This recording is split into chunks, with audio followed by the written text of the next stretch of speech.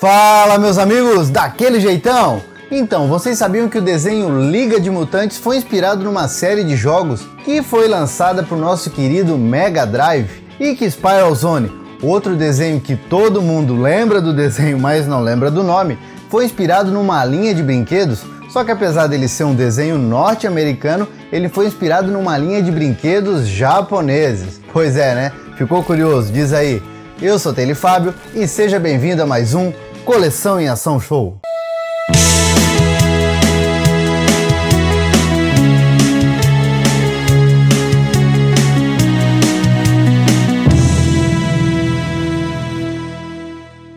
Bom, pessoal, a gente sabe muito bem que essa pandemia aí que tá tendo, né, no mundo inteiro é uma coisa bem séria, é uma coisa que envolve todo mundo, inclusive na conscientização. Então, quer dizer, todo mundo fazendo a sua parte e seguindo direitinho aí o que os especialistas falam, né? Eu tenho certeza que logo a gente passa por essa. Ainda mais nós brasileiros, né? Que estamos acostumados a nos virar nos 30. E também, como todo bom brasileiro que não desiste nunca e encontra bom humor até mesmo na desgraça, hoje a gente vai relembrar de alguns desenhos de antigamente, onde a história ou o desenrolar dela, né, se dava por culpa de alguma contaminação global. Então, se ajeita aí que o Coleção em Ação Show da quarentena vai começar.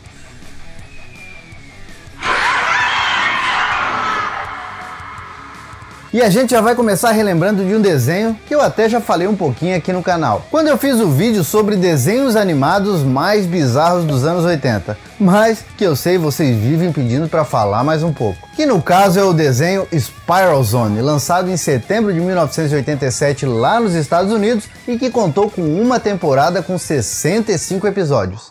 Renda-se ou sofra as consequências.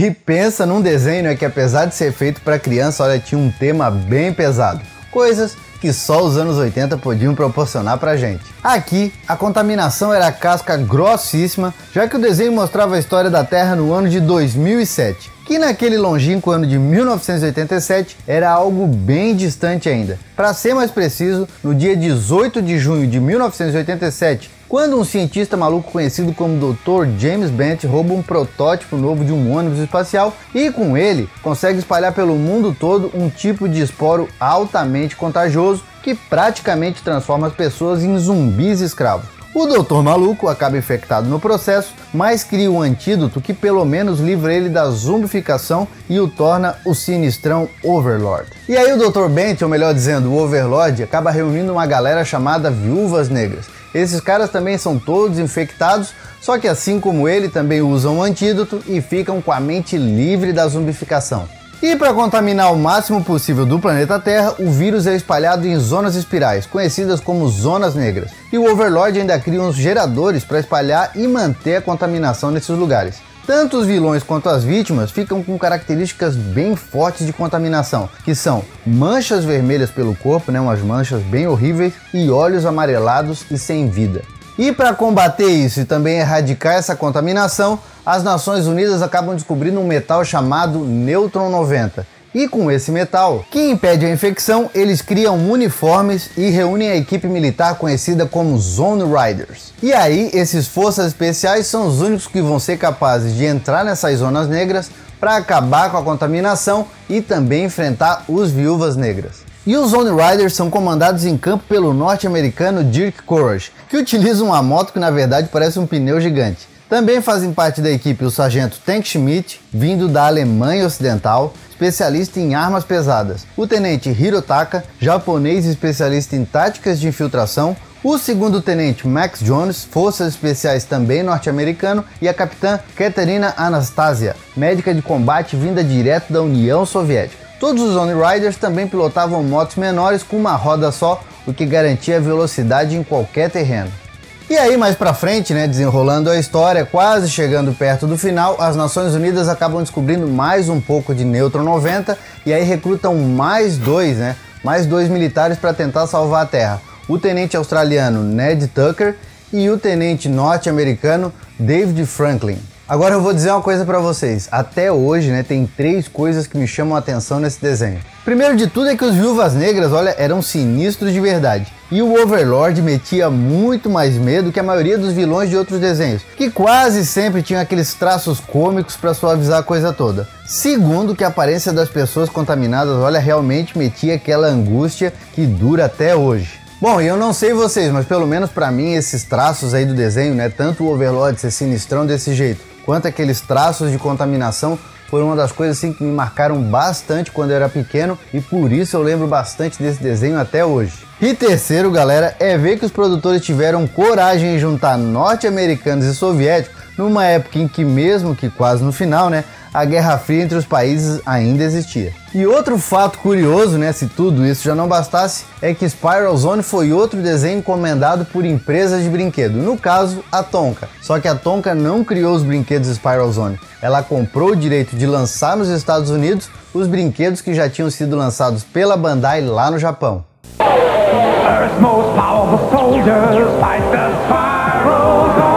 Gentlemen, in an effort to crush the Zone, Dirt Courage commands the most powerful machines on Earth, the Rimfire Cannon. Bomb away! And the Zone Rider Cycles. Only their awesome power can defeat the evil Overlord's Bullwhip Cannon. Have a nice trip! And monstrous sledgehammer tanks. Fight the Zone! Each sold separately, new from Tonka. E no Japão, os brinquedos da Bandai não tinham anime, mas sim alguns novel books e um LP que contavam uma história que era bem diferente da versão norte-americana. Tanto que em 1991, o desenho Spiral Zone ganhou uma dublagem japonesa e foi vendido por lá em formato VHS. E além dos brinquedos muito caprichados e também bem raros, né, são brinquedos, olha, difíceis de encontrar até mesmo no eBay, Spiral Zone também ganhou uma linha de histórias em quadrinhos muito legais, que foram produzidos pela DC Comics e tinham as histórias tão sinistras quanto no desenho. Bom, e como todos vocês sabem, né, o desenho chegou aqui no Brasil no final dos anos 80, ali mais ou menos por 1989, dentro da programação do Show da Xuxa, mas foi a única coisa que a gente viu, já que os brinquedos e também os gibis, ó, a gente não sentiu nem o cheiro. E eu tenho certeza que vocês vão concordar comigo, Spiral Zone ainda é um desenho muito legal e que esses dias aí que a gente tá meio por casa agora, vale a pena ser revisto. E sabe o que pode ser muito legal também? Você se tornar um felpudo Gold. Já que agora a gente tem o clube de membros do Coleção em Ação Show, uma forma de vocês ajudarem a gente ainda mais a produzir conteúdos mais elaborados e nostálgicos aqui pro canal. Então faz o seguinte, clica aqui na parte de baixo e também na descrição para dar uma olhadinha em como fortalecer ainda mais o seu canal dos anos 80 e de quebra, é claro, ganhar uns mimos que a gente preparou para você. E outro desenho onde a contaminação pegou forte foi o desenho animado Liga de Mutantes, que foi lançado lá nos Estados Unidos em 1994 e durou até 1996 com 40 episódios.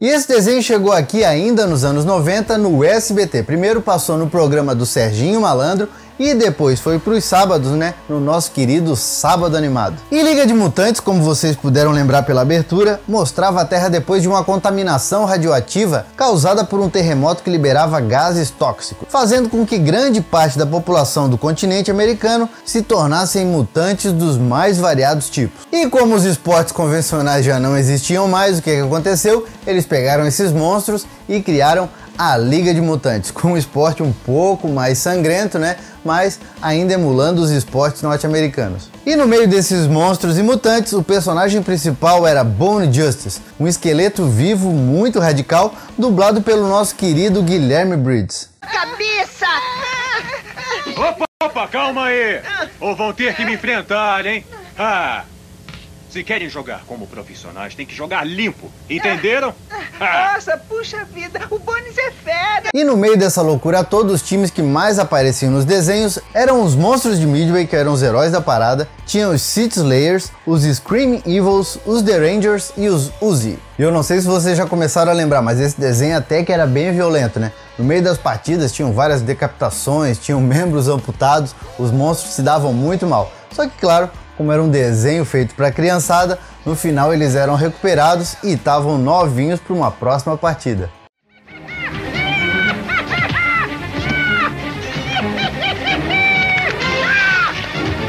Um aplauso para o Joe por essa jogada! É a terceira vez nesta temporada que o Madman perde um braço! Acho que precisa passar mais tempo no rejuvenescedor para manter seu corpo unido! Joe Magician é declarado o vencedor! E outra coisa que vocês vão lembrar é que Liga de Mutantes foi um desenho inspirado numa série de jogos de videogame chamada League of Mutants, que foram Mutant League Football de 1993 e Mutant League Hockey de 1994.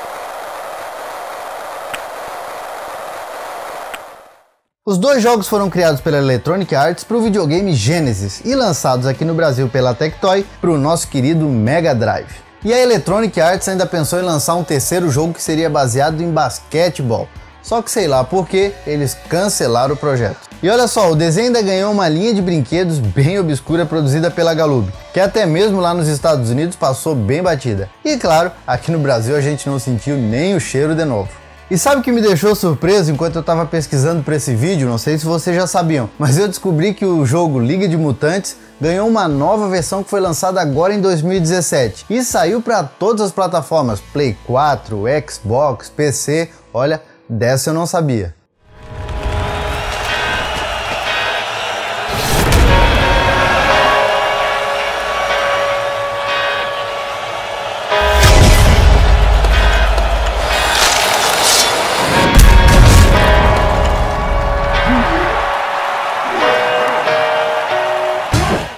E aí, fala pra mim, alguém já jogou esse jogo aí? Deixa aqui nos comentários que eu quero saber. E eu acho que eu vou atrás dele.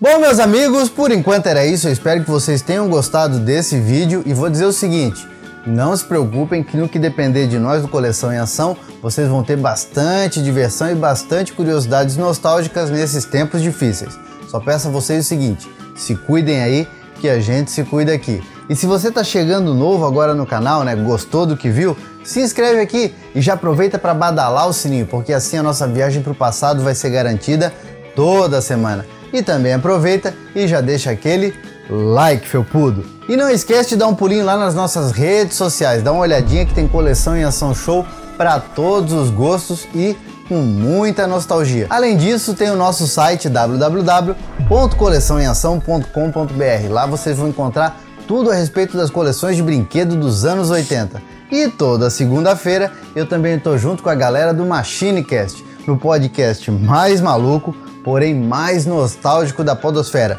Tô esperando vocês lá. Por enquanto, eu vou deixando meu abraço, dizendo que a gente se vê no próximo vídeo. Então, valeu! E esses são os membros Felpudo Gold do canal.